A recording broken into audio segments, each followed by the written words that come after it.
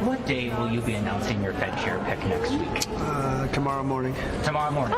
And do you know who you Fed chair picked? pick tomorrow? I do. On the 30th of January this year, President Donald Trump nominated former banker and Federal Reserve Governor Kevin Warsh to become the next chair of the Federal Reserve. And the markets didn't like it. Stocks wobbled, gold and silver fell, and the US dollar spiked.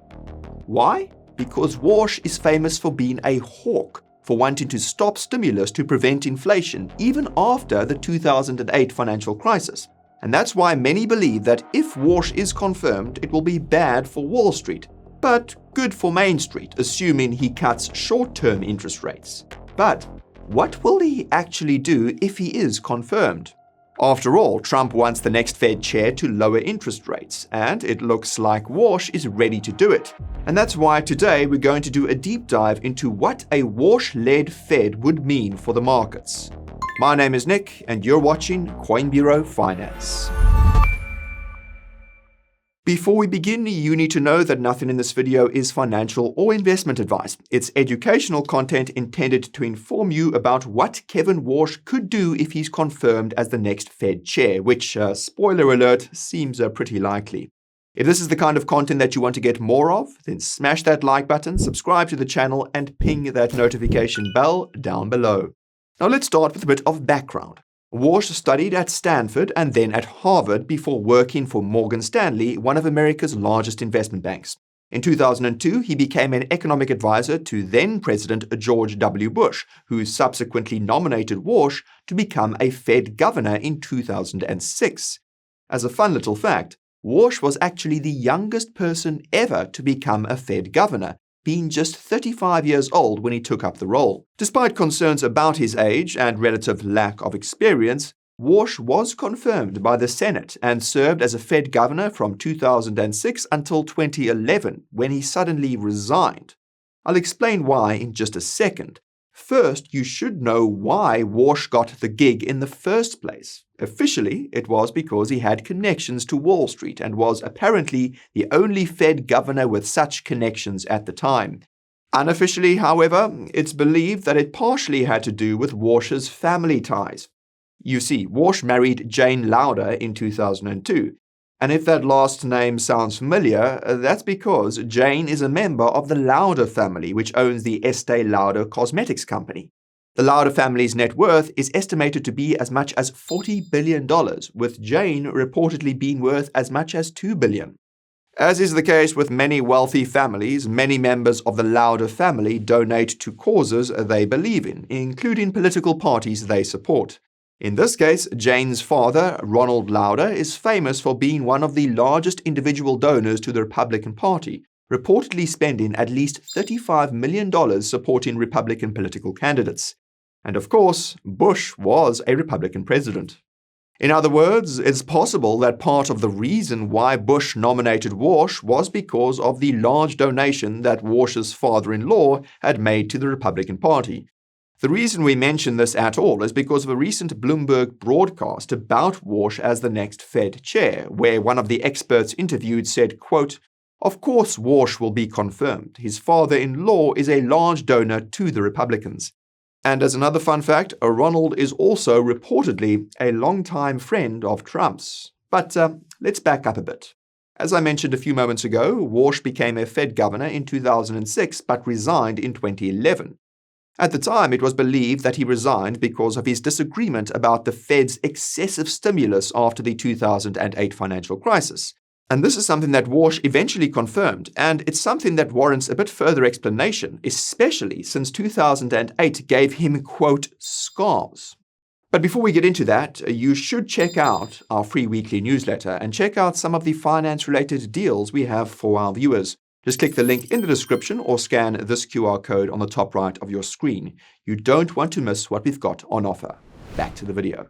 Now, as most of you will know, the 2008 financial crisis was caused by mortgage-backed securities, which basically involves bundling a bunch of mortgages together and then selling them as a sort of a bond.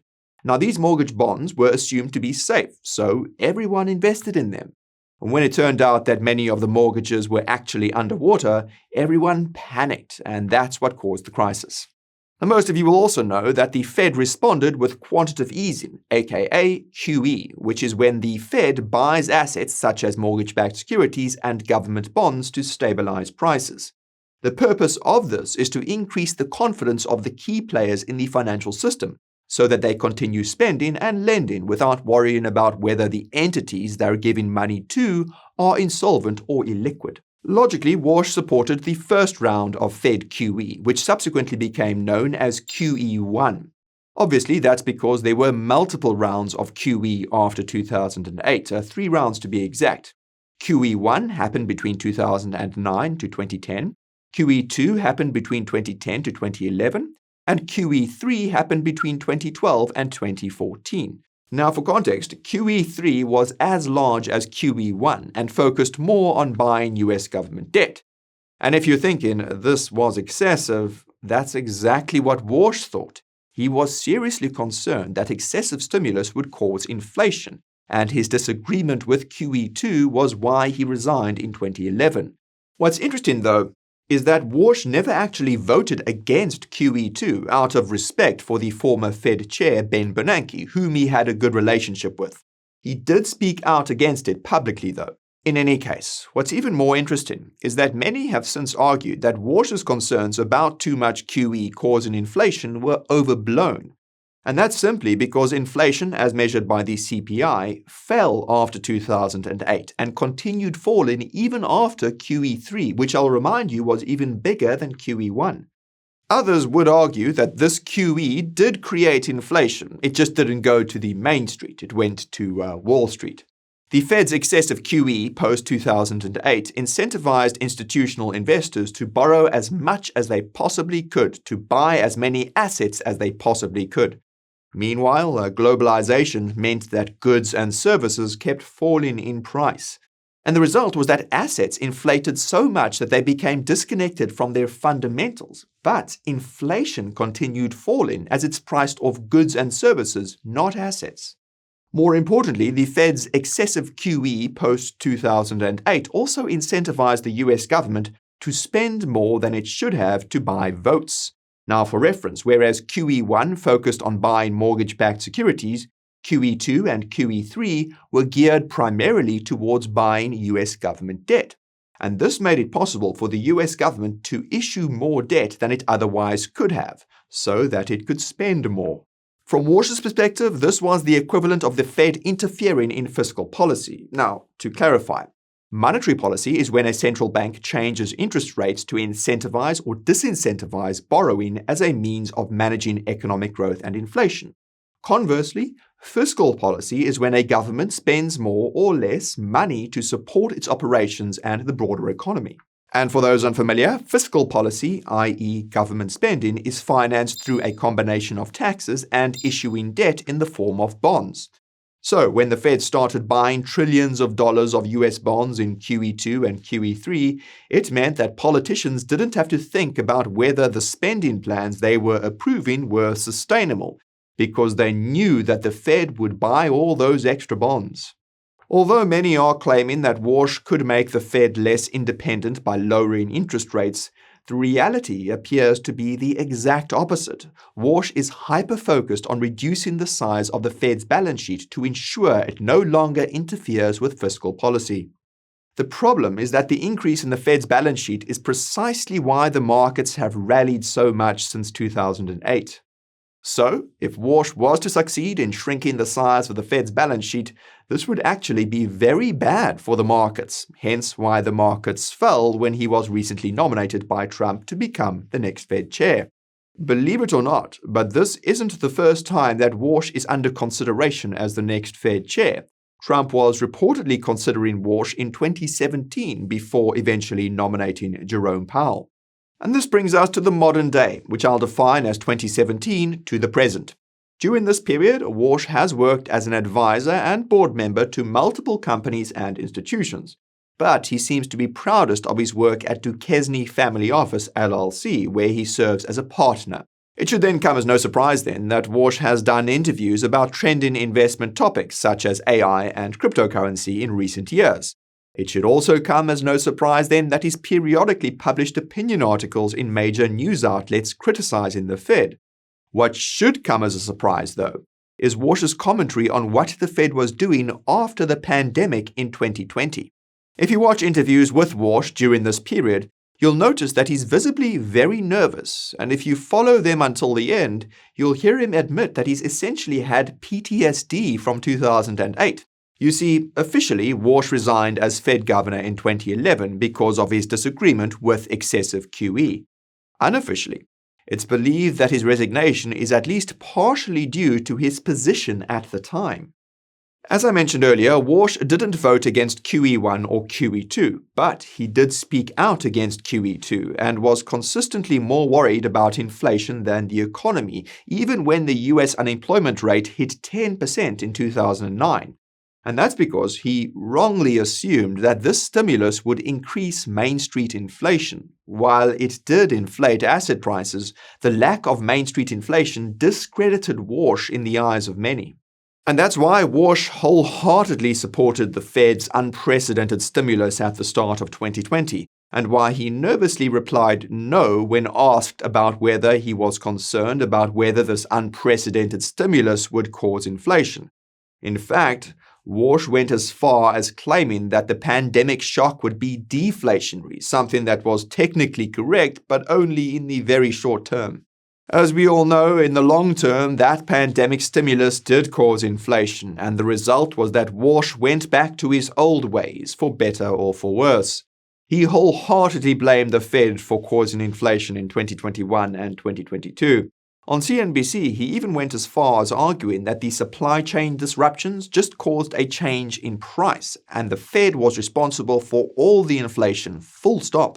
As some of you will know, the idea that the Fed is solely responsible for inflation is a monetary argument that has its roots in the famous quote from economist Milton Friedman, quote, "Inflation is always and everywhere a monetary phenomenon. In plain English, inflation is an increase in the supply of money, and the Fed ultimately controls the supply of money through interest rates and their effects on borrowing." And this sounds a bit crazy at first, but it makes sense if you think about it. Take government spending, for example.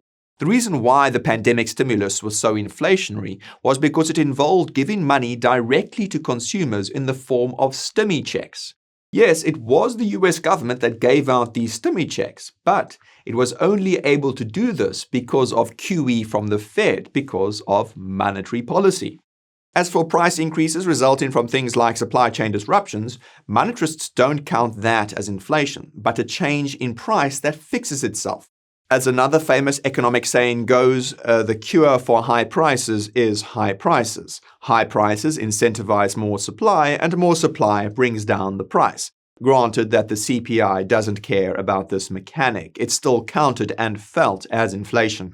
Regardless, this is extremely important to keep in mind because it's how Warsh sees the world.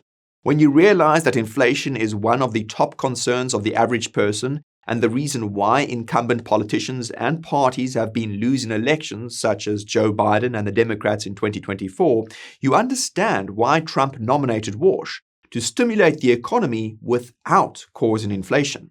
And when you realize that cutting interest rates would stimulate the economy and reducing the size of the Fed's balance sheet would cause asset prices to fall, you understand that this is why Warsh is reportedly planning on doing exactly that.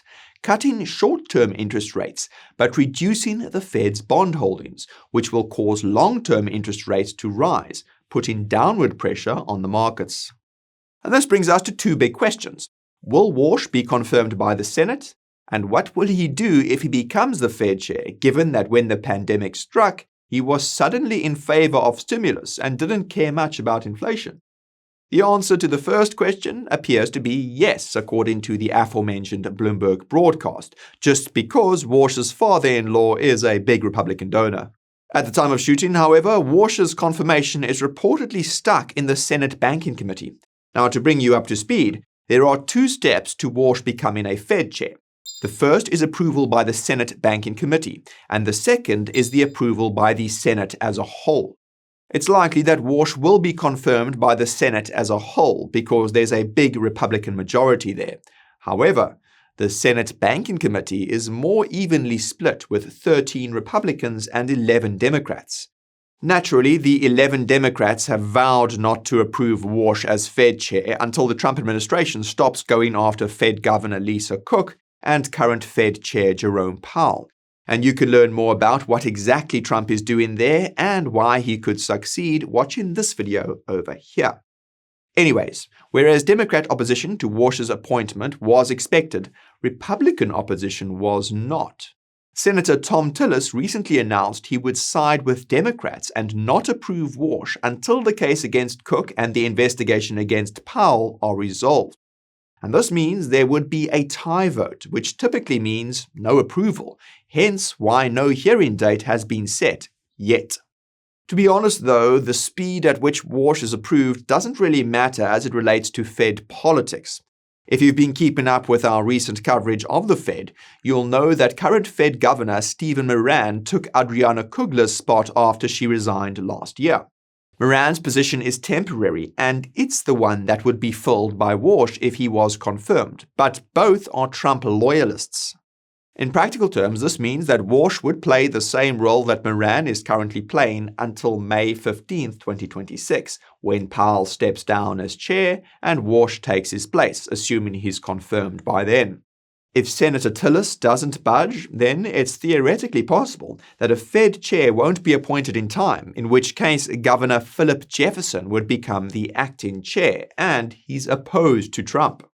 Realistically, however, Tillis is likely to vote in favor of Warsh eventually, not just because Warsh's father-in-law is a big donor to the Republican Party, but because Warsh is supposedly very well liked.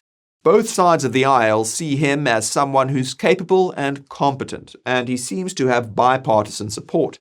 It's just a shame that his appointment has been blocked for political purposes, some of which are unclear. Whatever the case, this pertains to the bigger question, and that's what Warsh will do if he becomes the Fed chair.